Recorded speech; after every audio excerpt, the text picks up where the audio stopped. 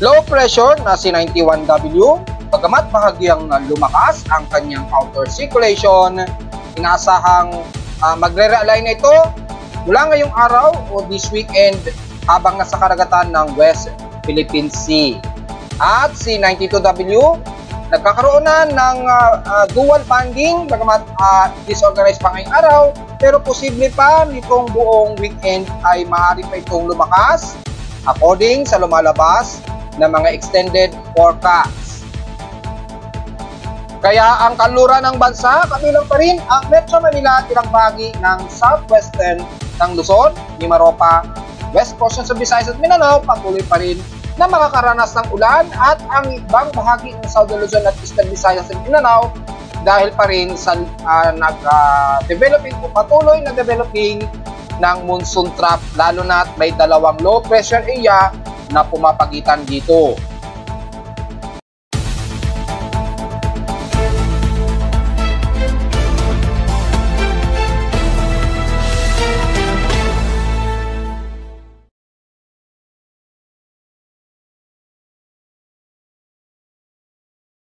Hello, good morning mga folks. Welcome po muli sa ating daily weather bulletin at analysis para sa araw ng Biyernes, July 19, 2024. Ang oras nating Boss Friend may maga ay alas 11:35 na ng umaga. Patuloy pa rin tayo makakaranas sa mga ilang kalat-kalat na pag-ulan, lalo na sa katimugang bahagi pa rin ng Southern Luzon, especially dito sa may bahagi pa rin ng Occidental Mindoro, dito sa may bandang Kaluran at Mimaropa ay patuloy pa rin makakaranas ng mga malawakang at kalat-kalat na pag-ulan, especially dyan sa area na kung saan nakalokasyon ngayon si low pressure area na 91W. Basahan ang patuloy na pagkulog at pagkinlata, so ingat po sa mga kababayan natin, maging sa bahagi ng Lubang at dyan sa bahagi po ng Batangas and the rest ng Southern Luzon area. Dahil lalong nag-i-improve yung ating monsoon trap dahil may dalawa tayong low pressure area sa kanluran at silangan ng bansa, asahan po na improve yung monsoon trap na magpapaulan sa bidibang panig ng Southern Luzon, Visayas at Mindanao. At kitang-kita sa ating actual na lightning detection system, kasalukuyang may 51 lightning strikes tayo na nadedetect sa aking lightning detection system, lalo na sa may kanlurang bahagi nito since 11:35 AM. At ayon sa data feed natin sa thunderstorm advisory ay ngayong 10:52 AM since ay naasahan daw na magkakaroon ng mga moderate to heavy showers at mga pagkulog at pagkidot mali na nasa may bandang Quezon Province, Calabarzon at dyan sa bahagi ng Central Luzon, especially ng Cavite at Nueva Ecija sa Central Luzon sa loob ng 2 oras. So medyo ready pa rin tayo mga po. So mas mararamdaman yan lalo na nitong tanghali o mamayang hapon. So manatiling nakasubaybay. Sa ating current conditions, overcast po, gloomy, mahangin po mostly cloudy sa amin sa Caloocan. At since okay na po, na-repair ko na ang aking console monitoring. Nakita ko na yung problema. Tinanggal ko na po yung nagpapatopak sa aking console, kaya medyo normal na po. At kasalukuyan na meron kaming 2.1 mm na total rainfall since kaninang madaling araw. So bukod sa gloomy, asahan pa rin ang mga isolated rain showers mula dito sa amin sa Caloocan at iba't-ibang panig ng Metro Manila nitong maghapon. Sa lowest temperature na tala ng weather station, kaninang 5:03 AM, nakapagtala kami ng lowest temperature of 25.9 degrees Celsius. Kahapon nakapagtala kami ng mataas na 30.3 degrees Celsius. Kahapon ito ng hapon at 3:27 PM. So medyo comfortable itong maituturing dahil ang aming heat index dahil sa ganyang kababa ay asahan na mababa rin sa 38.6 degrees Celsius ang aming init pandama. So para sa amin ay comfortable na itong matuturing, bagamat ang ratio nito ay nanatiling nasa at least danger level pa rin. Pero kung titingnan natin sa PH extremes, in past 24 hours, nangunguna pa rin ang Tugigaraw sa extreme Lolo Luzon na patuloy na napakataas na 36.2 degrees Celsius ang naging temperatura pa rin sa kanila despite na maulap at may mga kalat-kalat na pag-ulan, lalo na sa silangang baybayin ng Cagayan Valley pa rin. So since nangunguna pa rin ang Tugigaraw, sa lowest temperature naman ay nanatiling 18.6 degrees Celsius, so almost stationary pa rin sa Baguio City ang kanilang lowest temperature sa bansa. Pagdating naman sa inulan, ang Butuan, dyan sa may bandang Northern Mindanao ay nakapagtala sila ng pinakamataas na 81 mm na total rainfall At sa amin naman sa Caloocan, inulan kami pero hanggang 2.1 mm lamang ang inaabot maging ngayong umaga o kanina madaling araw. Parehong nasa 2.1 mm ang naging total rainfall namin. So may tuturing lamang na light o drizzle rain lamang o light rains na panandalian lamang ang naganap. So maranasan pa rin natin ngayong araw yan ha.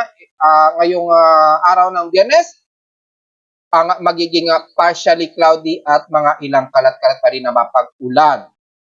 Sa ating outside humidity, medyo katamtaman tayo at 72% ang ating outside humidity, pero mababa ang ating atmospheric pressure dahil malapit sa Metro Manila ang presence ni 91W kaya nasa 1,006 hectopascals. Nangangahulugan na nagkakaroon ng mabagal na alignment itong si 91W at bagamat bahagya itong lumakas sa 36 km per hour, kung titingnan natin dito sa ating console tropical weather disturbance monitoring, bahagyang lumakas po si 91W kaya asahan natin na mas bumaba ang ating atmospheric pressure. Na ayon sa weather station sa Caloocan, nasa 1,006 hectopascals ito. Ibig sabihin, sa pinakamalapit na sentro nito ni 91W, approximate na sa 1,004 to 1,003 hectopascals ang central air pressure nito. Ibig sabihin, nagkakaroon na to ng alignment dahil nasa West Philippine Sea banday nito ng Occidental Mindoro na. So, nasa dagat na ito, kaya inaasahan natin magkakaroon pa ng realignment niyan.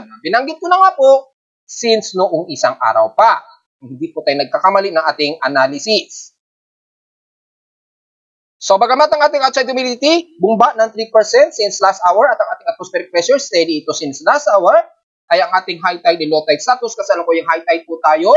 So, malalim-lalim yan. At kung titingnan natin yung pinakadetalye ng high tides natin, ay nasa 1.3 meters po ang taas ng karagatan sa bandang Manila Bay at ilang bahagi ng Cavite at Batangas area. So sa mga papalaot ngayon, bagamat kung sisilipin natin kung mataas yung ating wave height o may gale warning tayo, kung pagbabase natin sa ating tropical cyclone assessment monitoring dito sa wave height, makikita natin sa may bandang Batanes Group of Islands at Ilocos Norte sa Baybayin, medyo tumataas po ng 1.25 meters ang taas ng alon at sa kanlurang bahagi ng Luzon hanggang dito sa may parte ng west portion sa Zambales, umaabot po sa 1.25 meters po at maaaring tumagal lamang ito ng within 24 hours sa mga babaybay ngayon sa kanlurang bahagi ng Luzon at sa may bandang Batanes Group of Islands. Medyo restrain muna dahil lumalagpas po sa mahigit 1 meter ang taas ng alon dyan. So, medyo mayroong ilang bugso ng gale force dyan, especially lalo na't mayroon tayong southwest monsoon at na-enhance ito ngayon dahil po sa presensya ni 91W. At yung outer trough niya, nagpapalakas po ng ating habagat. Kaya sa mga papalaot dyan sa kanlurang bahagi ng bansa, ingat po dahil may gale warning tayo, mga folks. Sa Almanac, sumikat ang haring araw naman kaninang 5:36 AM at nasang lulubog ito mamayang 6:28 PM. Ang ating almost full moon na po at 94% illuminated, waxing gibos ng liwanag ng buwan, bukas pa, mamayang hapon pa, rather, sisikat yung ating buwan at 4:36 PM. So, bandang mga bago mag-takip siling, makikita na natin yung liwanag ng buwan at lulubog naman ito kinabukasan na ng madaling araw at 3:58 AM. So, kung may mga lugar kayo, lalo na sa may bandang extreme na Luzon, medyo maganda ang himpapawid ninyo dyan sa gabi. Magandang kunan po ng maganda itong mga facing ng ating buwan. Maganda po ang liwanag ng buwan. Sa mga mahihilig mag-capture ng buwan, ay magandang simulan na po natin mamayang gabi. Sa ating local weather outlook para ngayong Biyernes at Sabado, so ngayong weekend po ito asahan na magiging partly cloudy ang maghapon pa rin natin at patuloy pa rin ang mga pagkulog at pagkidlat na may 100% chance na uulanin. Bukas ng Sabado, ganun din, ay patuloy pa rin, stationary, na may magiging maulan pa rin at 90% at chance pa rin ng mga pag-ulan, lalo na dito sa amin sa Metro Manila, at sa mga pagkulog at pagkidlat pa rin ang aasahan maghapon. Ayon naman sa ating local weather advisory, bagamat late na ito, hindi na ito update, hindi na to latest, pero dahil sa data feed ni Pag-asa ito, babasahin pa rin natin. At 3 AM itong na-post na mataan ang low pressure area, si 91W yan, ay nasa estimate range na 135 km west-southwest ng Calapan City, Oriental Mindoro. Pero ngayon, nasa west na ito ng bandang Occidental Mindoro na. So, hindi na to latest update. At napansin na rin nila ang low pressure area na si 92W nga po, which is isang araw pa natin ipinost yan. At sinunod na ni Pag-asa, namataan nila naman ito sa layong 808 km, silangan ng Visayas naman, which is mas i-detail natin yan ngayon para sa mas latest na position ng dalawang low pressure area na ito. Diretso agad tayo sa ating ginagamit na satellite imagery mula sa real-time na high resolution ng Himawari 8 at Himawari 9 mula kay GMA. Direct from their satellite ay makikita po ang makapal na west quadrant nitong si 91W ha. So, gaya nating analysis kahapon, magre-realign ito kapag nasa West Philippine Sea na o nasa karagatan na ng West Philippine Sea at posible pa itong mas magre-enhance habang kumikilos ito pahilagang kanluran po. Which is further nating i-discussin mamayang konti. Lagay muna tayo ng panahon na magkakaroon pa rin tayo ng mga kalat-kalat na pag-ulan at mga ilang moderate and heavy rain showers lalo na sa timog kanluran ng bansa. Take note yan mula sa bahagi nga po ng timog kanluran, parte ng Batangas, Mindoro area at Mimaropa. At dahil ay mag-i-improve po yung ating monsoon trough po yan, yung trough na yan na pagkakaroon ng hatakan mula sa dalawang low pressure systems nito. Magdudulot po ng malawakang pag-ulan yan sa buong Mimaropa area, Southern Luzon. So hindi natin masyado isa-isahin yan.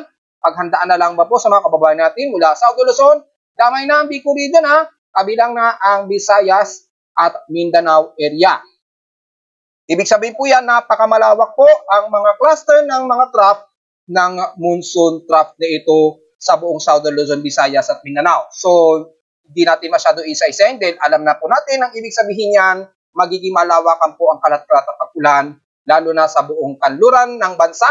Ingat po sa mga pagbaha at maging dito pa rin bagamat mostly cloudy ang umiiral ngayon sa may Southern Luzon, Central Visayas, iasahan ang mga isolated rain showers po anytime ngayong araw pa rin at itong whole weekend na po yan. So bago mag-araw ng SONA ay medyo paghandaan pa rin natin o pag-ingatan ang mga posible pa rin mga pagbaha lalo na dito sa bahagi nga po ng bandang Leyte at Eastern Samar region na nakakaranas na ngayon ng mga pagbaha mula pa noong nakarang araw, which is binanggit na natin sa ating mga reports yan mga folks. At may kumakalat nga po na napaka-misleading po na mga balita. Hindi ko maintindihan kasi ba't may mga iba kasing weather vlogger na ang habol lamang talaga ay kumita. Hindi na nainisip yung mga kababayan natin, magpapanik naman po, kawawa naman po ating mga kababayan na nakakabasa o nakakanood ng inyong misleading o fake news na balita na maalayo landa raw na may mabubuo na bagyo ngayong buwan. Napaka-fake news po nyo, wag po tayong maniwala. Kapag may mga ganun kayong nababasa o napapanood ng mga ganyang balita, suriin nyo muna sa inyong mga official weather agencies, maging sa akin ay bago ninyo panoorin o basahin ang aking mga report sa aking Facebook o YouTube page, pwede nyo munang basahin o panoorin ang mga reports ng ating official Weather Bureau, gaya na lamang ni Pag-asa. Para nakasisiguro kayo, ngayon, pumunta na lamang kayo sa amin bago nyo tingnan ang aming mga report sa mga iba't ibang mga weather page ng social media para masigurado kayo. At para na rin sa mga kababayan natin na gustong mas makakaintindi ng simplest at mas madaling maintindihan. At para maiwasan natin ang misleading, lagay na lamang ng mga pinupost nitong kumakailan lamang na grabe, nagpanik tuloy yung mga kababayan natin. At ipinost tuloy yan ni Pag-asa sa kanilang social media para lang magkaroon ng aware ang ating mga kababayan. So balik po tayo sa ating ina-analyze. Gaya nga po ng sinasabi, bukod sa monsoon trough na nag-a-align at nagpapaulan sa Southern Luzon, Visayas at Mindanao, nasa natin lalo na ang kanluran bahagi ng Mindanao mula Surigao del Norte at bahagi ng Butuan, Caraga area at Davao de Oro area, lalo na sa babandang Compostela Valley dahil nga po sa outer trough na mula sa sentro ni 92W at kasabay na rin ng monsoon trough na pumapagitan dito. Ingat po sa mga pagbaha po kabilang na ang bahagi ng Davao del Sur, Sorsogon area, Lanao del Norte at Lanao del Sur, at maging sa bahagi ng Mindanao. Samantala sa kanluran naman ng Mindanao, sa Zamboanga Peninsula, patuloy pa rin kami magiging maulap at asahan pa rin ang mga kalat-kalat na pag-ulan na may pagkilat at pagkulog dahil sa malawakan nga pong surface tab ng dalawang low pressure area. Samantala, sa lagay naman ng dalawang low pressure system sa ating binabantayan mula sa ating Tropical Cyclone Advisories and Forecast, itinaas na rin ng international weather agencies natin, gaya na lamang ng Joint Typhoon Weather Centers na nasa low na po ang status ni 92W at medium kay 91W. Gagaya natin na-analyze kahapon, ay nasaan nga po magre-rally yan at nagkaroon nga po ng bagyang paglakas ng kanyang air circulation. Nagkakaroon na siya ng improved alof So dahil sa nasa karagatan na siya ng kanluran dito sa ibandang Mindoro, Occidental Mindoro rather, ay nagkakaroon na siya ng mas magandang sirkulasyon niya at yung kanyang west quadrant trough ay mas lalo nang nag-improve kasabay ng nahahatak nga po yung ating habagat o southwest monsoon. So makita po yan. At bagamat temporary, inalis muna ni JMA yung C91W dito pero babalik din nila yan sa loob ng 24-hour period. So antayin nyo nila lamang. At ito namang C92W patuloy na nasa 1,008 hectopascals pero sa loob ng 24 to 48 hours inaasahan nga daw na tumaas yan as tropical depression. Kapag nangyari po yan ay maaaring isabay na rin ni pag-asa na itaas yan at kung sakaling maunahan niya si 91W na maging tropical depression, either way sa kanilang dalawa kay 91 o 92W ay matatawag nga po sa local name na Butchoy na ikalawang bagyo pa lamang sa Pilipinas ngayong taon. At mula naman sa ating computer-generated tropical cyclone sector at kasalukuyan, eksakto 12 PM na po, ang central air pressure na ngayon ni 91W ay nasa 1,004 hectopascals pa rin gaya na ating analysis kanina. At nasa 1 minute average wind speed nito na 37 km per hour at 46 km per hour naman ang kanyang pagbuso. Kung susundin natin sa Pilipinas, maaaring pasok nito sa shallow low pressure o tropical depression ay inaantay na lamang na at least mag 45 km per hour yan para tuluyang maging tropical depression. Bagamat wala pa ay nasa LPA o low pressure area category pa rin siya. Pero makikita ninyo na bahagi po itong lumakas. Samantala si 92W natiling wala pa rin pagbabago o hindi pa lumalakas yung kanyang central air pressure o central circulation dahil napakalawak po o very shallow ang kanyang disorganized circulation. Pero may two banding na po kasi siyang nakikita kung titingnan natin dito sa ating tropical cyclone real-time monitoring. Ayan. Nagkakaroon na siya ng dual banding. Ayan. Para sa kaalaman ng lahat, yung dual banding na yan, yung parang S kapag nakikita natin ang isang bagyo na nagkakaroon na ng organized circulation, mapapansin natin nagkokorteng S po yung kanyang mga outer band. So, sa mga meteorologists, mababasa ninyo dyan, dual banding po ang tinatawag nila dyan. Ako kasi tawag ko dyan parang S symbol shape na dual banding. Pero ang category sa mga meteorologists niyan, dual banding circulation na yan, o dual banding track. Kapag nagkakaroon na kasi ng dual banding yan, kitang-kita na po natin na nagkakaroon na siya ng dahan-dahang pulidong sirkulasyon na palatandaan na nagkakaroon po ng enhanced probability na maging isang ganap na bagyo pa. Pero dahil napaka-disorganized po ng pinakasentro niya, yan, ay makikita po natin ay hindi pa masasabi natin sa ngayon na ito ay nag-e-enhance. Pero dahil nasa dagat na po ito, ay mataas pa ang potential niya na lumakas, gaya ng ating inaasahan ay potential pa na magiging isang tropical cyclone. Kung nababanggit o natatandaan ninyo, ay nasukat na natin yung distansya nito, nasa around 775 kilometers, silangan ito ng Dolores ng Eastern Samar Region itong C92W as of 10:30 AM na aking pinost sa Facebook page.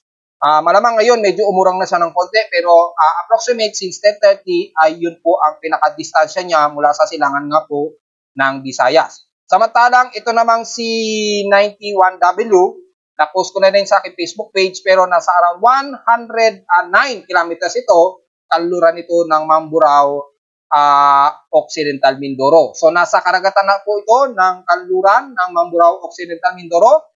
Kaya inaasahan natin magre-realign yan at makikita po natin yung kanyang west quadrant, ayan, ay nagkakaroon na ng alignment. At dahil nga po, sumasabay na po na unti-unting pinapalakas nito dahil sa nahahatak po na southwest monsoon dito sa timog kanluran ng bansa, inaasahan pa natin na potentially magkakaroon pa ng increased intensification itong C91W. At habang ito'y kumikilos, pahilagang kanluran din, ayon sa mga forecast track natin at mga computer models, inaasahan nga po natin na maaari pa itong magkaroon ng most enhanced development. So, abang-abang na lamang po natin mga folks ha. O sisilipin natin sa ating aggressive movement, ganun din ang kanyang position.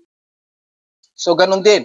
So, malinaw po, yung kanyang west quadrant ay mas nag-i-improve na. Kaya bahagi itong lumakas. So, yun po ang ating analysis ngayon ng dalawang bagyo ito at nagpapa-improve po sa ating monsoon trough yan dito sa pagitan ng Southern Luzon, Visayas at Mindanao. Kaya asahan po sa katimugan ng bansa, mas makakaranas pa rin tayo ng mga tuloy-tuloy ng mga pag-ulan at mga posibleng mga pagbaha pa rin na gaya na lamang ng naranasan sa Leyte na nakaranas po sila ng mga pagbaha. Ingat po sa mga kababayan natin dahil tuloy-tuloy pa rin po yan habang nag-i-enhance o patuloy ang monsoon trough, lalo na't may dalawa tayo magkabilang bagyo o low pressure systems na minomonitor. Kung pagbabasay naman natin ang mga computer models and analysis o extended forecast, gamit ang ating tropical cyclone assessment monitoring, makikita mula dito sa ating West Pacific Basin ay nag-separate na po yung anomaly trough dito. Yan.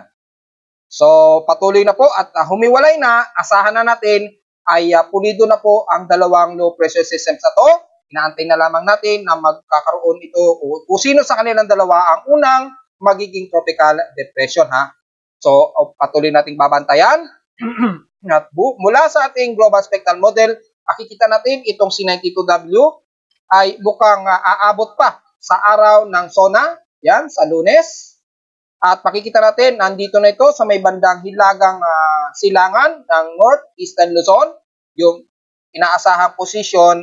Approximate lang yan mga folks ha, dahil pwede pa itong mas bumilis o mas bumagal ang pagkilos niya northwestward. At makikita natin na gaya nating analysis ng mga nakarang araw ay hindi nga po nagbago yung kanyang track o yung kilos na pa-northwestward at malayo itong makaka-apekto sa kalupaan ng bansa o hindi ito tatama sa kalupaan ng bansa. Pero siyempre, ang epekto ng mahatak na southwest monsoon ay kitang-kita naman sa ating wind speed and direction. Yung malawak na hangin na ito ng habagat na mahahatak ng husto ni 92W, oras na ito ay lumakas. Yan. So malinaw naman sa mga kababayan natin sa kanluran muna ng bansa, kapag nangyari po yan ha, mauunang mararamdaman ang bugso ng lakas ng nahahatak na habagat sa kanluran ng bansa kasama na ang Metro Manila, Mimaropa, West Coast ng Visayas na mas makakaramdam ng malakas na bugso. At habang hinihila nito hilagang kanluran, habang kumikilos ito, makikita natin napaka pulido ng mahahatak ng ating southwest monsoon na halos magpapaulan sa buong bahagi ng Luzon, Central Luzon at Southern Luzon at Visayas area. So this whole weekend, inaasahan na natin na unti-unting mararamdaman natin habang kumikilos pahilagang kanluran nga po itong C92W. At gaya nating inaasahan, alinman sa dalawang ito ang mauunang magiging tropical depression sa ating binabantayan na low pressure systems, tatawagin po yan sa local name na Butchoy. So kung mauuna si 91W na itaas as tropical depression ni Pag-asa o ni JNA, ay asahan na natin si 91W magiging local name na Butchoy. At kapag nahuli naman itong si 92W, ay tatawagin naman sa local name na Karina. So mukhang babae ang susunod kay Butchoy. Kapag nangyari po ay sumunod ang alinman sa dalawa nito na maging tropical depression. So yun lamang po, antay-antay na naman natin kung sino mauuna sa dalawang ito na maging Butchoy at maging si Karina. Just in case pareho sila magiging tropical depression ha. At hanggang this coming weekdays nga po, o nitong Lunes nga po ay makakaranas na tayo ng mga malakasang pag-ulan sa Southern Luzon at maaring masama ang Metro Manila kung mangyayari at hindi magbabago ang track na ito ayon sa data feed ng Global Spectral Model natin. Magdedepende pa yon sa bilis ng kilos niya dahil sa ngayon nasa mahigit 20 km per hour po yung movement speed niya. So baka habang umaakyat ito ng pahilaga o pahilagang kanluran, maaari pa itong bumagal ang pagkilos. Kapag bumagal yan, hahaba po yung oras habang binabaybay nito ang silangan ng Luzon o bandang silangan ng Southern Luzon area itong whole weekend at hanggang Lunes na nga po ito. Araw po ng SONA. So inuulit ko sa mga balak pong mag-rally, kung pipilitin ninyo mag-rally, magdala-dala na lamang po kayo ng pananggalang sa ulan dahil asahan po malakas po ang bugsuan ng buhos ng ulan nito. At least may idea po kayo kapag inulan tayo sa Lunes. At base naman sa ating mean sea level pressure ay nag-enhance pa ito at lumakas at mukhang umabot pa sa tropical storm category by Tuesday. Ayan, according dito, July 23 po. Malinaw po yan ha. So, nitong maghapon, posible pang umabot siya ng tropical depression category or magtatagal siya as tropical depression category sa may bandang hilagang silangan ng Luzon dahil nasa 1,002 hectopascals at inaasahan hanggang by Tuesday, pagsisimula na itong pumasok sa tropical storm category. Ayan o. At dito ay magkakaalaman bago siya umexit ng PAR dito sa may bandang Okinawa Island kung ito ay magpa-further pa into severe tropical storm bago ito umexit ng ating Philippine Area of Responsibility sa July 24 or by Wednesday this coming week po. This coming weekdays na po. So bantayin po natin, abangan po natin ang mga situation na yan. Dahil base sa ating Global Spectral Model ay pagdating nga po ng Lunes, inaasahan na nga natin ay magiging tropical depression category ito kung hindi man ngayong araw. So mahaba-haba pa po, depende po yan sa bilis ng development niya mula ngayong araw ha, para maliwanag po sa mga kababayan natin. Baka kasi may sabihin naman, akala ko ba ngayong araw siya magiging tropical depression? Hindi po. Sinasabi natin, within 24 to 48 hours po ay inaasahan ay maaaring dyan siya magiging tropical depression. So kung hindi man ngayong araw, baka po sa linggo o baka Lunes na po. Diyan, between dyan sa araw na yan o sa araw mismo ng SONA ay baka posibleng doon pa lamang siya itaas sa tropical depression. So posible pa rin maunahan siya ni 91W. At least malinaw yan sa ating mga kababayan ha. Pero ganun pa man, magbubunsod pa rin dito ng pag-enhance ng ating habagat ha. Unti-unti, lalo na sa Southern Luzon, yun po ang ating tututukan mga folks. Dahil kahit man lang hindi siya maging active na bagyo, yung dalang ulan naman nito ang magpapabaha sa iba't ibang panig ng bansa, especially sa Southern Luzon at Visayas. Yun po ang mas tututukan natin mga folks. Dahil malabo man na tumama itong C92W sa kalupaan ng bansa, yung ulan naman ang mapapahamak ng malakas na sa atin sa Pilipinas. Kung pagbabasa naman natin ang mga computer models mula kay GFS, o sa lahat ng mga iba't ibang weather agencies, nagtutugma na po ang mga forecast track ay 92W. Ayan o, pare-pareho na po kinikilos niya pa north, westward. Tutumbok ito sa may bandang hilagang silangan ng Luzon at bigla itong kakabig pahilaga dito sa may bandang Okinawa Island o halos malapit sa silangan baybay ng Taiwan. Ganon din kay ECMWF, ganon din ang pinapakita niya. So halos nagtutugma na po yung mga forecast track nila. So malinaw dito, mataas na po ang probability na magkakaroon pa ng improved enhancement si 92W. So sa mga nagsasabi na ito'y malulusaw, malinaw naman ng ating ebidensya, hindi po nagsisinungaling ang ating monitoring system. So dapat meron tayong basihan para masabi natin na malulusaw po ito. Hindi porket neutral tayo, lahat na lang ng low pressure systems malulusaw. Kasi wala naman po kasing kaugnayan ang sea surface temperature sa paglusaw ng mga bagyo o low pressure system. Hindi po doon nababase lamang yung paglusaw niya. Marami po itong mga factors. Considering natin yung mga vertical wind shear, yung low pressure area niya, yung lawak ng taas ng divergent and convergent niya, at yung steering environment po. So hindi lamang po sa sea surface temperature o ocean heat content nagbabase po ang paglusaw ng isang bagyo ha. Maliwanag po yan para hindi tayo mamislead. Gaya na lamang nito. Sinasabi, malulusaw daw po itong C92W. Pero kung titingnan naman natin, ay nagkaroon ito ng improved forecast. At nakikita nga na natin, maging sa global spectral model natin, lumakas pa nga ito mula sa tropical storm, mula tropical depression, umabot pa nga siya ng tropical storm. So dito pa lamang ay misleading na po yung mga nagsasabi na malulusaw daw si 92W. So hindi po tayo pwedeng magsinungaling dahil ang ating pinagbabasihan din ay galing mismo direkta sa mga systems ng mga official weather agencies. At hindi po tayo nagbabatay lamang sa isang computer models. Kumpleto po tayo, marami po tayong mga computer models na ginagamit, hindi lamang iisa. Kasi iba kasi nagbabase lamang sa iisang computer models. Mali po yun. Kailangan magtugma-tugma po muna ang lahat ng mga computer models ng ating ginagamit. O since nagtutugma na mula kay Japan Meteorological Agency, ganon din ang galaw ni 92W at sa mga computer models ng GFS, ECMWF at NAVGEM, iisa na po sila ng pinapakitang kilos. Ibig sabihin yan, mataas na po ang tsansa ng probability na ito ay mag-enhance pa mga folks hanggang this coming weekdays. At least malinaw yan para sa mga kababayan natin na mabagal makaintindi ng ating analysis.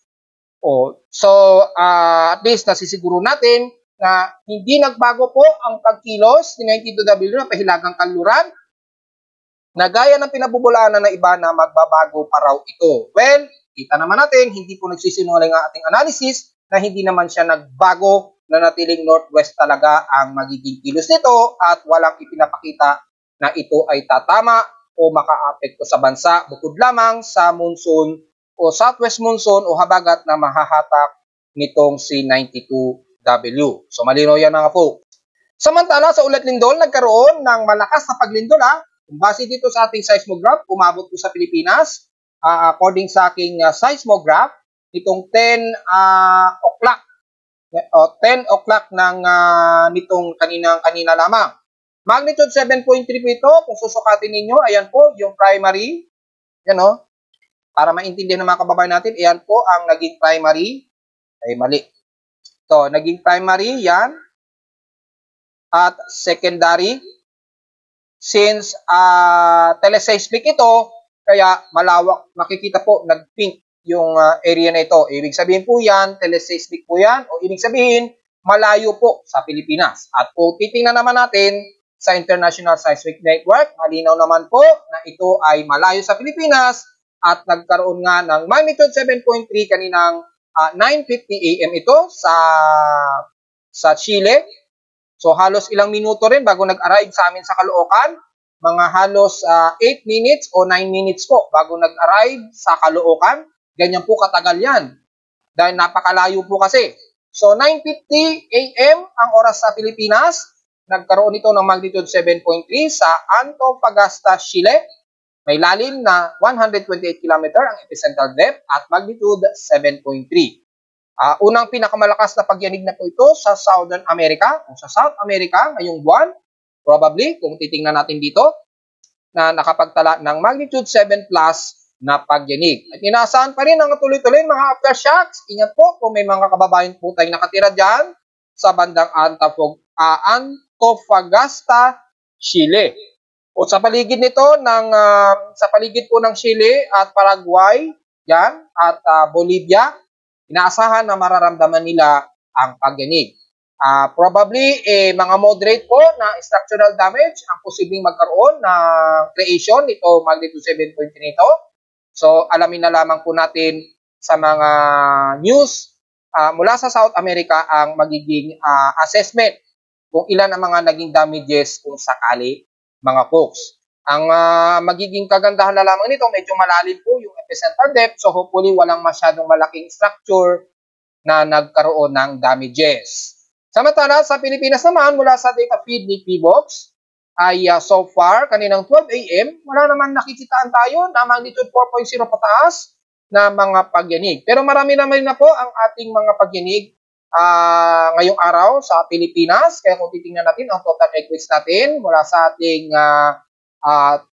earthquake assessment o historical earthquake data, kung nakakailang lindol na po tayo, kahapon, past 600 na po, mahigit ang total earthquakes natin kahapon. So ngayong araw, kung sisilipin natin for the month of July, yan, ay nasa total of 713 earthquakes na po tayo. At 666 dito ay magnitude 2.0 pataas, 44 na po sa magnitude 4.0 pataas. At nanatiling dalawa ang ating magnitude 5.0. So kahapon kasi nagkaroon tayo ng isa pang magnitude 5.0. At mukhang dinegrade ito ni P-Box. Kung titingnan natin dito. So dinegrade po ni P-Box yung magnitude 5.0 kahapon.